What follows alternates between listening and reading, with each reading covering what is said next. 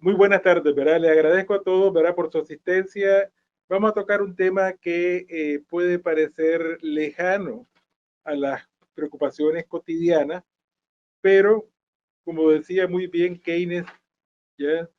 Todo político siempre es esclavo de algún economista difunto. Muy bien, ahí tienen mi correo electrónico, ¿verdad? Por cualquier comentario, ¿verdad? Con mucho gusto les atenderé yo por esa vía. Y pasaríamos nosotros ahorita a ver cuál sería la agenda.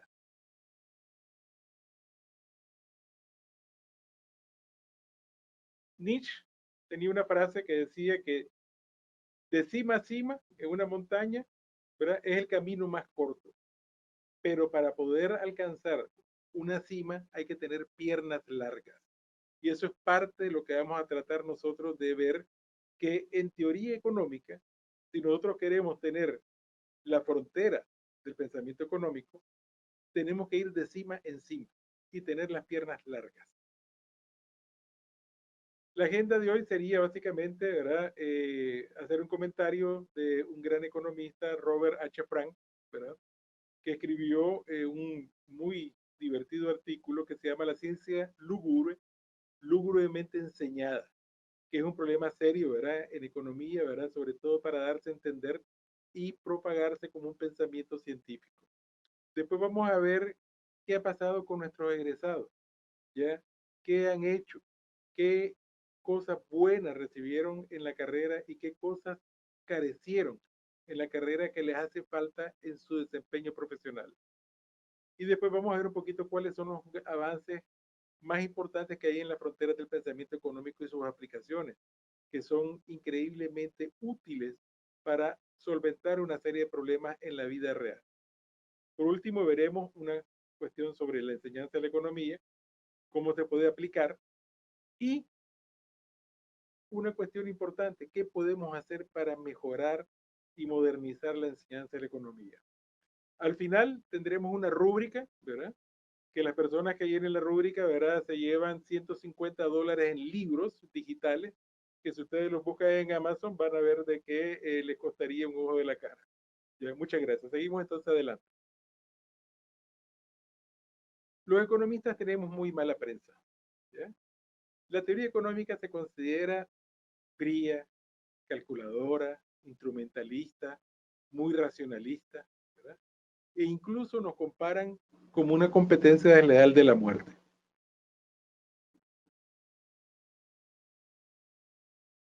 Pero, si nosotros nos fijamos bien, ¿ya?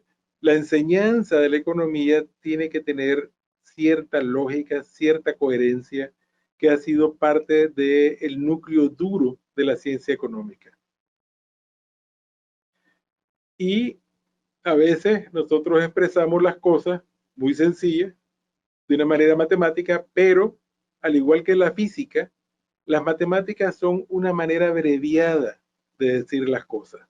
Y para concentrarse en las principales variables y rasgos de lo que se quiere analizar. Vamos a discutir un poquito esta tendencia dentro de la ciencia económica y cómo se utiliza y cómo debe de utilizarse para que sea efectiva.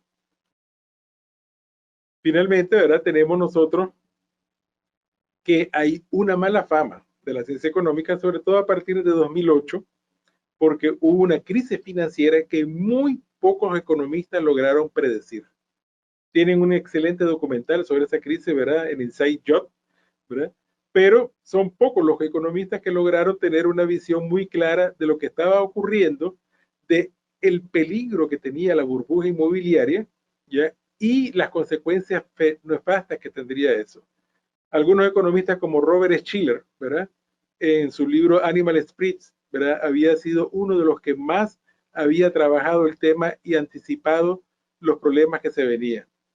Y en 2008 el premio Nobel de Economía fue para Paul Krugman, un economista keynesiano, heterodoxo, ya que logró también tener unas precisiones muy fuertes sobre la crisis que se avecinaba y que al final llegó.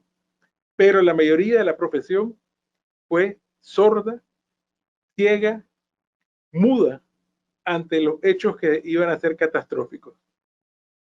¿ya? No se ve nada. Además, hay problemas serios, ¿verdad? Que la ciencia económica todavía sigue sin tener una solución eh, firme, ¿verdad? Tienen que ver, por ejemplo, con el... Entonces, estábamos en el punto en que nosotros como economistas tenemos en general muy a nuestro pesar, ¿verdad? Porque por uno la pagan otros, ¿ya? Muy mala prensa, ¿ya? Y decíamos que por un lado estaba el problema de que no se logró para una crisis tan profunda y tan extensa en el 2008 tener, ¿cómo se llama?, una predicción, excepto por algunos cuantos economistas preclaros, ¿verdad? Que no son de la corriente principal ninguno de ellos. Segundo, de que se tiene una serie de problemas en las que la economía todavía no logra un acuerdo, ¿ya? Y no tiene un consenso sobre qué es lo que hay que hacer para mejorar las cosas. Y esto tiene que ver con temas como la pobreza, el medio ambiente, ya el asunto de la salud, el envejecimiento de la población. Es decir, tenemos una serie de temas en los que hay mucho debate, especialmente con la cuestión del clima, y que nos permiten tener un campo amplio para lograr mejoras. Y finalmente, para colmo de males, tenemos la actual pandemia que ha golpeado duramente ya no solamente la salud pública, sino también la economía y ha hecho una crisis sin precedentes en la historia, ya muy similar a la que se vivió a comienzos del siglo pasado. Entonces, estos son temas, ¿verdad?, que son recurrentes, ¿verdad?, que le dan a la profesión a veces la sensación de que no sabe o no tiene la suficiente solidez para abordar tales temas. Sin embargo, yo soy de los que opino y defiendo que la economía como tal es una ciencia, que hay un margen grande para lograr consenso a partir de métodos científicos, a pesar de que también tenemos dentro de la profesión y pululan, ¿ya?, ideólogos, ¿ya?, que parten desde el punto de vista meramente ideológico sobre temas y no desde un punto de vista como el que yo suscribo, que es empirista. Es decir, como Keynes, ¿ya? Keynes planteaba, ¿verdad?, que las teorías económicas son como cajas de herramientas. A veces funcionan para unos problemas, pero para otros no funcionan, ¿ya? A veces se logra, ¿ya?, con un enfoque, ¿ya?, explicar un fenómeno, pero otros fenómenos no. Y no hay que casarse con una cuestión de una manera obcecada, ¿ya? Keynes decía que precisamente la gente inteligente tiene el derecho de cambiar de opinión y los necios son aquellos que nunca cambian de opinión. Entonces, el enfoque más pragmático, más realista de Keynes es un enfoque que yo suscribo y yo creo que es útil y es muy valioso para lograr hacer avances en la teoría económica, ¿verdad? Bien, una cuestión central en esto es de que la ciencia económica como tal, ¿ya?, se ha planteado una serie de retos. Tenemos un enfoque convencional de la economía que no es... Bien, disculpen, ¿verdad? Ha estado difícil esto, ¿verdad?, de lograr hacer la conexión. Espero que no les haya traído mucho inconveniente, ¿verdad?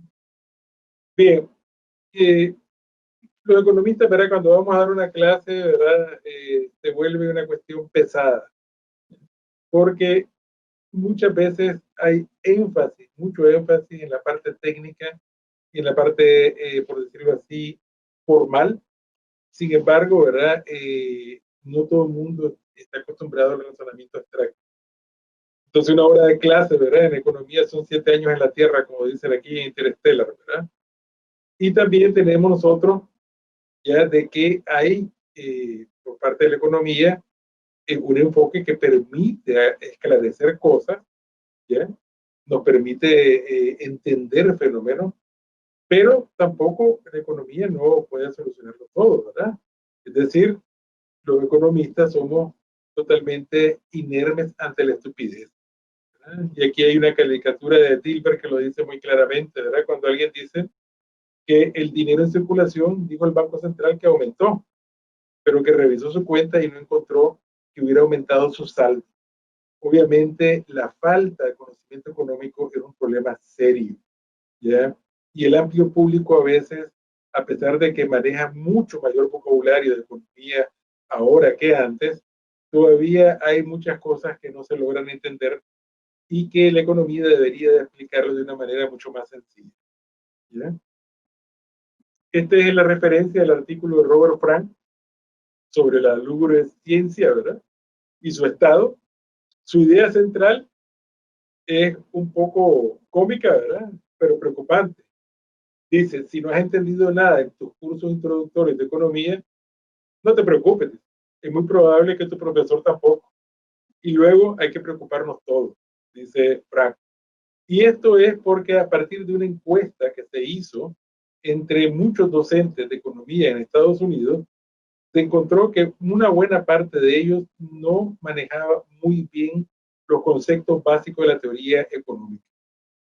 Y que muchas veces, ¿ya?, tenemos respuestas muy ad hoc, como decimos los economistas, ¿verdad?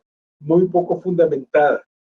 Y sobre todo a partir de buena parte de la teoría económica mainstream, de la corriente principal, ya las respuestas a veces no son aceptables, ni están consensuadas, ni logran resolver problemas reales. Sin embargo, ¿verdad?, la teoría económica ha avanzado, se ha revolucionado enormemente, se ha alejado del paradigma de economía tradicional, ¿ya?, y convencional, y ha tenido desarrollo en una serie de temas que son muy importantes. En los años 20, Joan Robinson introdujo el tema de la competencia imperfecta, ¿verdad?, en la explicación del comportamiento empresarial. Hoy eso es una parte valiosa e importante del pensamiento económico de frontera, analizando los mercados imperfectos, en los cuales no son la oferta y demanda, ya, libres las que determinan el precio, sino que a veces el precio está determinado ya sea por monopolio, por oligopolio, por la colusión de empresas, ya, o por capital corporativo. Y las empresas en este enfoque realistamente tienen poder de mercado. Una empresa grande normalmente logra imponerse sobre empresas pequeñas. Y los mercados no son terrenos planos para todos, sino que para algunos es muy accidentado, para otros es un terreno llano. También se ha incorporado muchísimo, a partir de la teoría de juegos, todo lo que es la interacción estratégica de agentes. Es decir, yo tomo mis decisiones no solamente pensando en lo que yo quiero y los medios para alcanzarlo, como plantearía la teoría económica convencional, sino que tomo mis decisiones pensando en cómo va a reaccionar mi oponente, mi rival, ¿ya?, qué juego va a hacer él, qué movida va a hacer, y entonces, por lo tanto, yo voy a hacer una movida que me permita tomar ventaja. Esto es como un ajedrez, ¿verdad? Y esto es muy útil, ¿verdad?, sobre todo cuando estamos formulando política, porque los agentes no actúan solamente mirándose el ombligo, sino que actúan mirando lo que hacen los demás y reaccionan ante el comportamiento y las decisiones de los demás. Otra cuestión importante ha sido el tema de la información en economía, ¿ya? Por un lado, ¿verdad?, la información no es ni perfecta ni completa, ¿ya?, en los mercados. Encontramos mercados donde tenemos información muy incompleta, tenemos información asimétrica, ¿ya? Hay agentes que tienen mayor poder de hacerse de información que otros, y también tenemos además una revolución tecnológica en la que tenemos una abundancia de datos que para aquel que los pueda utilizar son una fuente de beneficio. Y entonces tenemos desarrollos como el Big Data, la ciencia de datos y una serie de cosas, ¿verdad?, que han sido muy importantes y ha revolucionado la economía, ¿verdad? También está el hecho de que la psicología, sobre todo a través de los trabajos de Amos Tversky y Daniel Kahneman, hay que recordar que Daniel Kahneman fue premio Nobel de Economía en 2002, un psicólogo cognitivo, que ambos israelíes. Tversky había muerto ya de cáncer de colon para esa época, ¿ya? Hicieron un aporte fundamental a la economía y ellos descubrieron que el comportamiento de las personas no obedece al modelo racional estricto que tiene la teoría económica convencional, sino de que la gente tiene una serie de sesgos cognitivos en su actuación, que utiliza atajos mentales para razonar, ¿ya? Y que en el mejor de los casos, ¿verdad?, toma las decisiones con más intuición que con razón. Entonces, esto ha sido un impacto enorme en la teoría económica moderna. Y otros temas han sido todo lo que tiene que ver con las relaciones entre mercado y Estado, ¿sí?, que se han llegado a puntos muy sensatos como los planteados por Joseph Stiglitz, también premio Nobel de Economía, en la que se puede saber qué exactamente el gobierno puede hacer muy bien, que no lo va a hacer el sector privado, ni le interesa hacerlo, y qué cosas va a hacer muy bien el sector privado, que el sector público sería costoso que lo hiciera o ineficiente. Y en esto hay un debate muy fructífero. También está todo el asunto del tema de regulatorio, las intervenciones públicas eficaces. No toda intervención pública es óptima, mejora el bienestar o logra tener efectos positivos.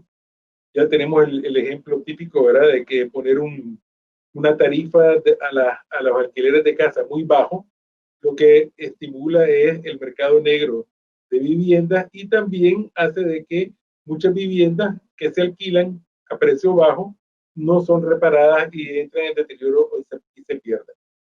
Entonces también hay un tema que tiene que ver con la parte de credibilidad de los agentes, con la economía política, ¿ya?, y que hace que las políticas públicas funcionen o no, dependiendo de la capacidad institucional y la credibilidad. Puede ser de que la política sea correcta, pero la institución que la implementa o la impulsa no tiene crédito en la población y por lo tanto la política termina siendo fracasada. Entonces, nuestros egresados, ¿dónde están? Ya, aquí vamos a poner una pequeña muestra de egresados que hemos tenido nosotros brillantes, ya, muchos de ellos, ¿ves?, que han logrado avanzar muchísimo. Y aquí tenemos, por ejemplo, el caso de Yesenia Telle, que es PhD, está en Rice University ahorita en Estados Unidos, en Houston, ¿ya?, y se desempeña como docente en finanzas corporativas. Ella lo que más aprecia de la carrera, ¿ya?, cuando la cursó, fue los cursos que tuvo de estadística, álgebra y cálculo, econometría, macroeconomía, microeconomía, que le sirvieron muchísimo en su desarrollo profesional y en sus posteriores estudios. Pero echa de menos que no se dieron mucho o nada sobre temas de algoritmos y programación, sobre todo lo que es Business Predictive para análisis de finanzas, ¿ya?, visualización de datos, Microsoft Power BI, muy poco sobre historia económica comparada que permita comprender el desarrollo comparado de países, y también el tema de macroeconomía en economías pequeñas y abiertas con libre movilidad de capitales y tipos de cambio flexibles, que son muchas de las economías como la nuestra, ¿verdad? Y ella, para su especialidad, añora enormemente que no se dio mucho sobre economía financiera, ¿ves? Entonces, como vemos, las carencias que ella tuvo que enfrentar para poder salir adelante fueron descomunales. Menos mal que ella es una persona brillante, excelente, dedicada, ¿ya?, que lo que se propone lo logra. También tenemos aquí a otro egresado, ¿verdad?, de economía, ya que es doctor, ¿verdad?, a su joven edad, ¿verdad?, ya tiene el título de doctorado, que es Francisco Antonio Mendoza Tijerino, ¿ya? Él está en Alemania, ¿ya?, es decir, no es de la gente que se puede hacer cursos banana, como decimos nosotros, sino que se puede a meterse a cursos pesados, donde hay artillería pesada, ¿ya?, Y los alemanes, si tienen algo, además de buena cerveza y una buena salchicha con papa, es la pesadez, ¿verdad? Y él ha logrado no solamente hacer su maestría, sino realizar su doctorado y especializarse en algo que él considera que es importante para países como el nuestro, porque su corazoncito sigue aquí en Nicaragua, pese a que él está en Alemania. Y él estudió y está estudiando economía agrícola y está desarrollando modelos que permitan una mayor intervención eficiente ya para impulsar el desarrollo rural. ¿Qué fue lo que más le gustó a él de la carrera cuando la cursó, la licenciatura? También estadística, álgebra, cálculo, econometría, macroeconomía, microeconomía, pero extrañó muchísimo y le hizo falta y tuvo que aprenderlo sudando, ¿verdad? Y esforzándose mucho, ciencia de datos, aprendizaje automático, machine learning, ¿ya? Todo lo que es programación con Python, ¿verdad? Que él es experto ahora, Big Data y minería de datos, que no se vieron en ninguno de los pensum, ¿ya? Todo lo que es visualización de datos, ¿verdad? Y Microsoft Power BI, todo lo que es evaluación y evaluación ambiental, que es importantísimo para la economía agrícola, y todo lo que tiene que ver más con temas de economía agrícola, que es microeconomía aplicada a la agricultura. Aquí tenemos también otra brillante egresada, ¿verdad? Esta es de la maestría de economía, ya la máster Giselle Gallo, ya se encuentra ahorita en Estados Unidos. Ella, sus mejores adquisiciones en su carrera, en su maestría, fueron las estadísticas, ¿verdad? El software, ¿verdad? Para programas como Stata, SPSS, los temas de macroeconomía, ¿ya? Todo lo que tenía que ver con mercado de valores, regulaciones y administración. Pero extraña, ¿verdad? Todos los temas de datología que no se tocaron para nada. El asunto de ventas, ¿verdad? Y todo lo que tiene que ver con el enfoque de investigación de mercado y comportamiento del consumidor, toda la parte que tiene que ver con economía digital, ¿verdad? Que estaba incipiente cuando ella cursó su maestría, y todo lo que tiene que ver con herramientas de inteligencia de negocio.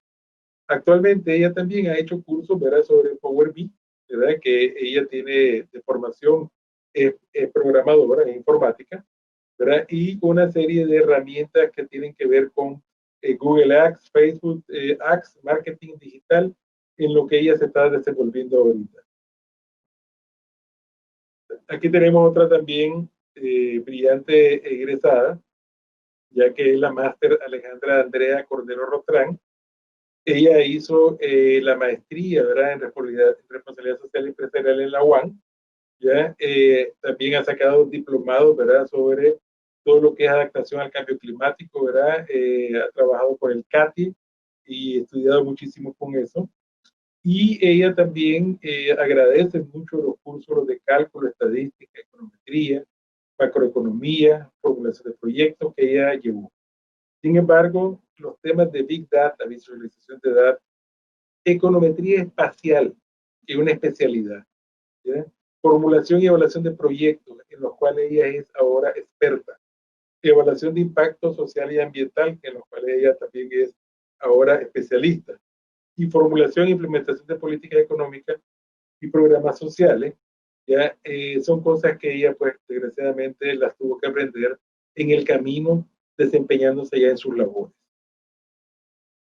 Esto es una pequeña muestra, ¿verdad? Nosotros hicimos una consulta con muchísimos egresados, nos gustaría ponerlos a todos, pero no podemos, ¿ya? Pero nos da una idea de qué es el punto, ¿verdad? Que están requiriendo los egresados para ser competitivos en el mercado laboral y para poder desenvolverse en unos estudios cada vez más exigentes y más apremiantes a nivel externo, ¿verdad? Y como decía Arthur Clarke, ¿verdad? El futuro ya no es lo que solía ser. Ahora nosotros tenemos una serie de desarrollos ya que nos permiten tener una conexión increíble, jamás soñada, un volumen de datos enorme, muchas barreras que habían a la entrada para una serie de empresas se han deshecho gracias a las tecnologías de la información Y por lo tanto estamos nosotros en un mundo distinto, ¿ya? En el cual tenemos que incorporar los avances tecnológicos no solamente a el análisis de la realidad, sino también a la enseñanza de la teoría económica. Y la tendencia es muy clara, ¿ya? Todo lo que tenga que ver con ciencia de datos, analítica de datos, storytelling, business intelligence, Power BI, Big Data, programación con Python, con R, con Stata, siguen siendo ahorita temas centrales importantísimos a incorporar en lo que es la formación de los economistas para ser competitivos y ser útiles en un mercado cada vez más exigente. Pero como decía el premio Nobel de 2002, Daniel Kahneman, a veces podemos estar ciegos para lo evidente y todavía ciegos además hacia nuestra propia ceguera. Es decir, y nos damos cuenta que no estamos haciendo ni viendo las cosas como deberíamos de verlas.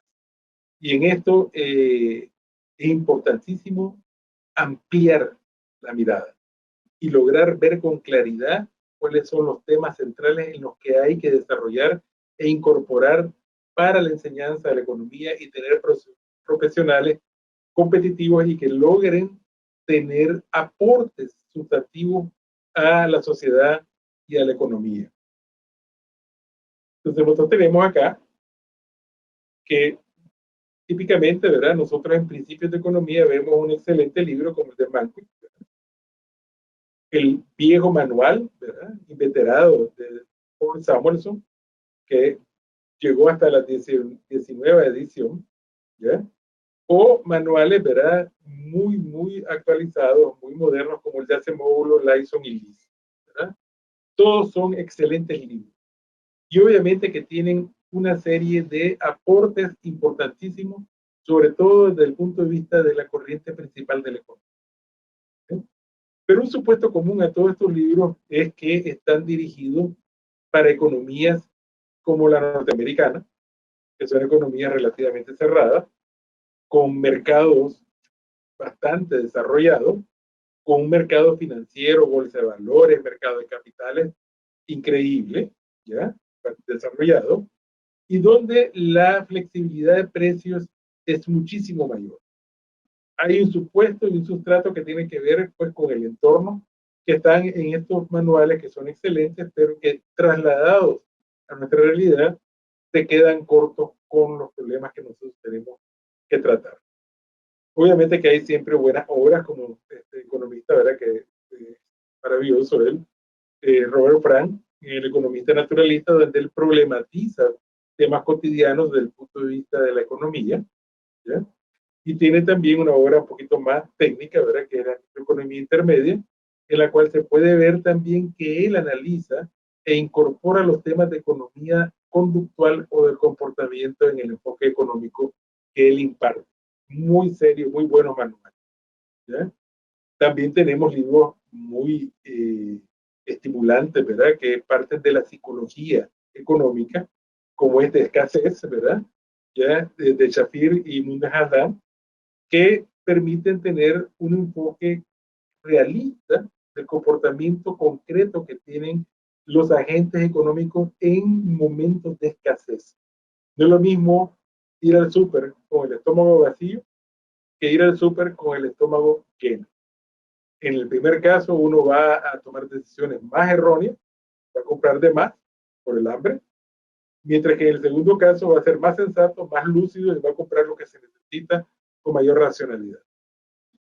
Y también tenemos libritos excelentes, ¿verdad? En los cuales tenemos aplicaciones fuertes, ¿verdad? De la economía a una serie de temas.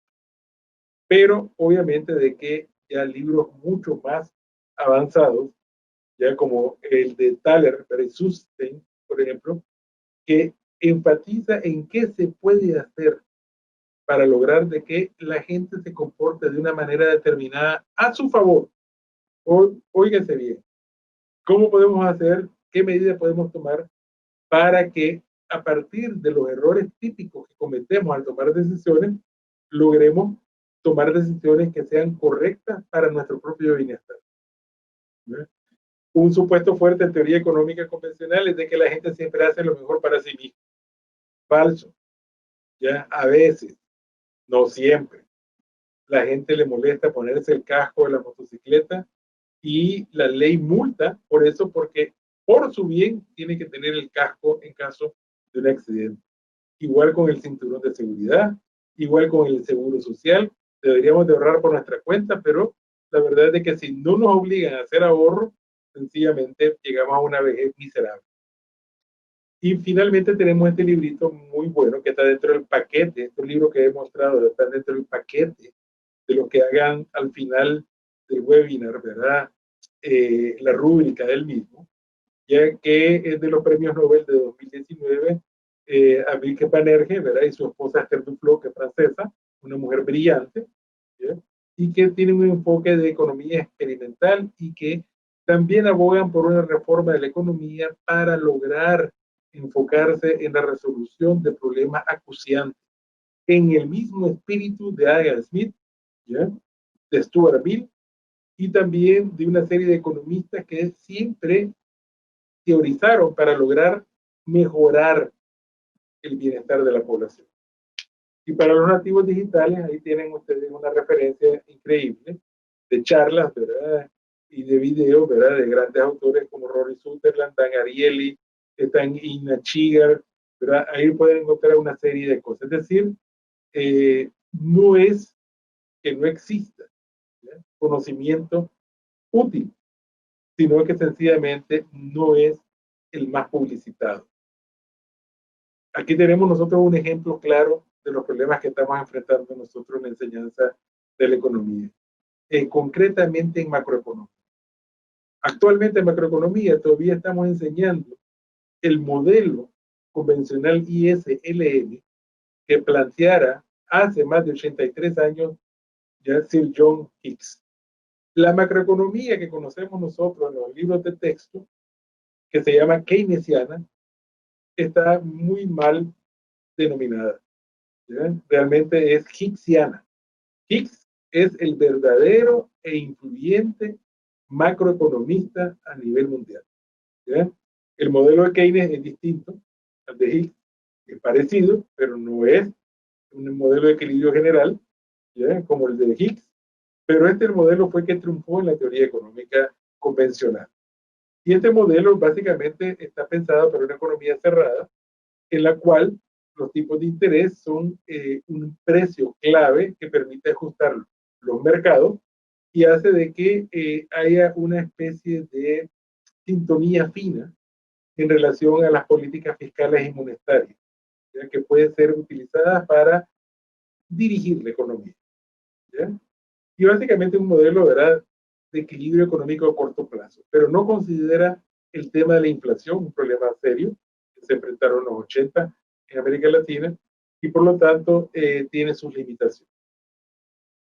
Para el caso nuestro, las economías tienen un sector externo que es fundamental, ¿ya? Es determinante el sector externo en la economía, no es como la economía norteamericana, que el sector externo es el 20% del PIB. ¿Ya? Nosotros tenemos para el caso de Nicaragua que es el 90% del PIB. ¿Ya? Y por lo tanto es un sector que tiene que ser muy bien analizado para poder tener un enfoque que sea realista para el caso de Nicaragua. Igualmente, los bancos centrales y los ministerios de finanzas en América Latina y el Caribe tienen nuevas maneras de hacer política macroeconómica. ¿Ya?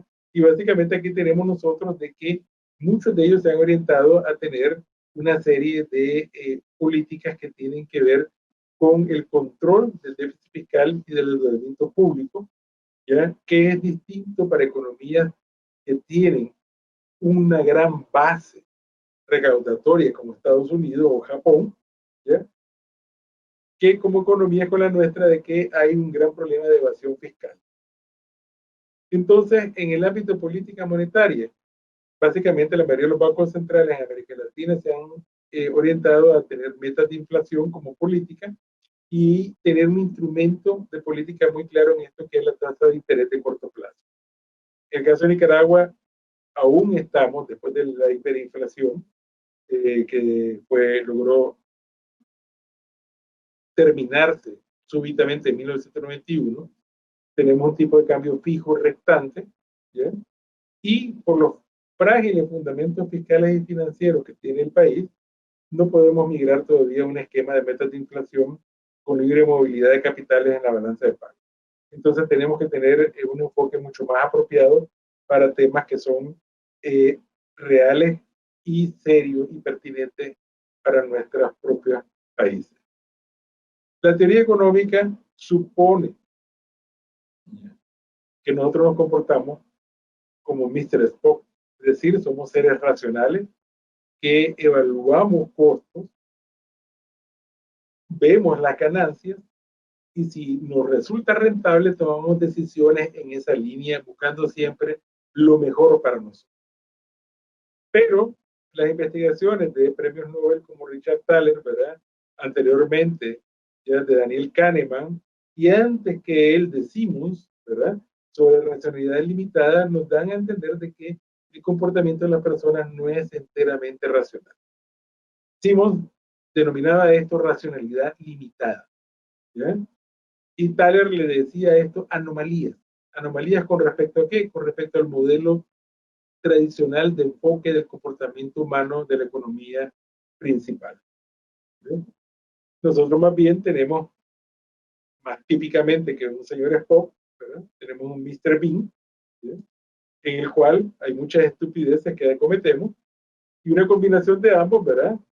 Nos da más bien a alguien como Sheldon Cooper, ¿verdad? Y Bazinga. Entonces, esto es el asunto central.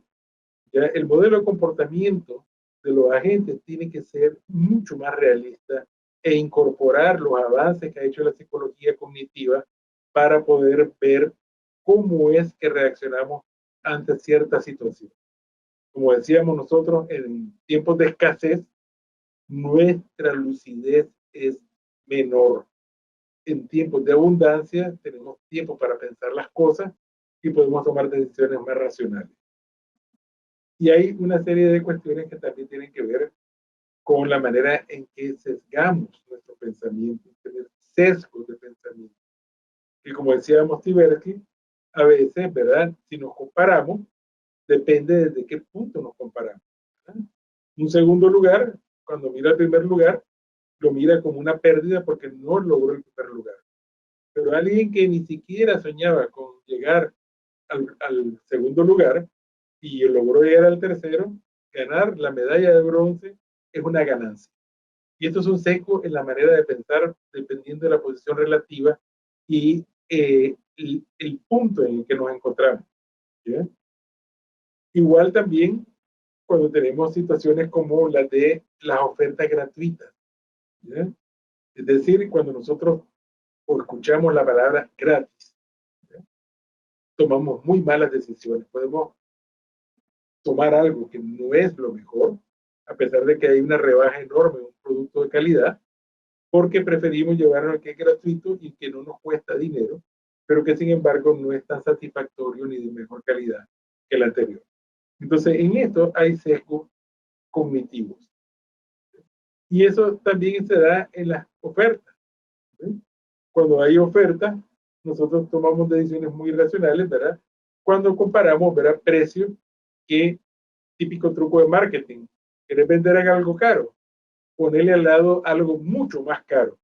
Y la gente va a sentir que va a estar comprando el menor precio, a pesar de que sí es caro.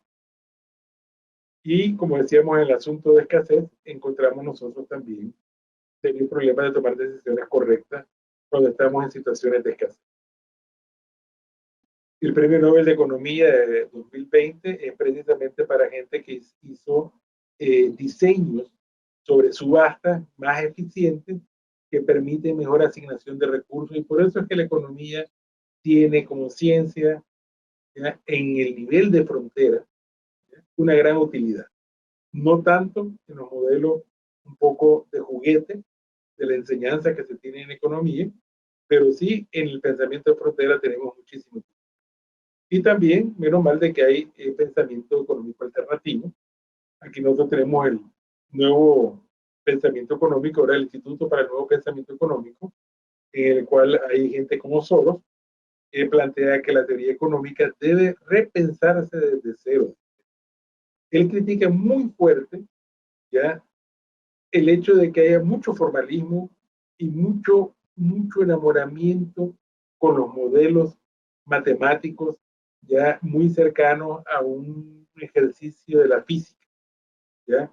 Solo no cree de que eso sea aplicable a la economía, ¿ya? Y dice que se necesita un nuevo enfoque con diferentes métodos y también con diferentes criterios de lo que es aceptable, ¿ya? Y que el pensamiento económico debe comenzar a abordar cuestiones de política del mundo real, no del mundo imaginario de las matemáticas, ¿ya? Y crear, ¿verdad?, soluciones mucho más útiles, ¿verdad?, para lograr resolver los problemas acuciantes que hay en el mundo.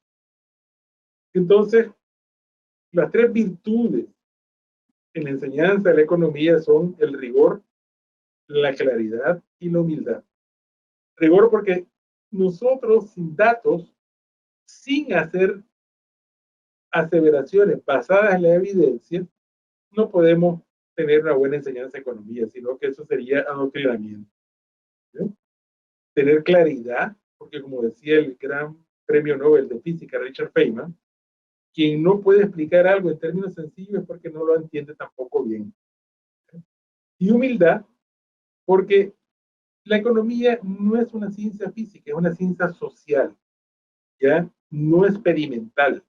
Podemos hacer ciertos experimentos mentales e incluso, ¿verdad?, conductuales, pero no es una ciencia experimental. No vamos a experimentar en un país, ¿verdad?, con hacer una hiperinflación para ver cómo funciona esto u otro. La hiperinflación se da y nosotros hacemos el análisis post-mortem y podemos ver qué es lo que puede ser útil o qué no, pero no es necesariamente algo que vaya a ser útil para un futuro problema de hiperinflación. Entonces tenemos que tener esa humildad y saber los límites de nuestro conocimiento.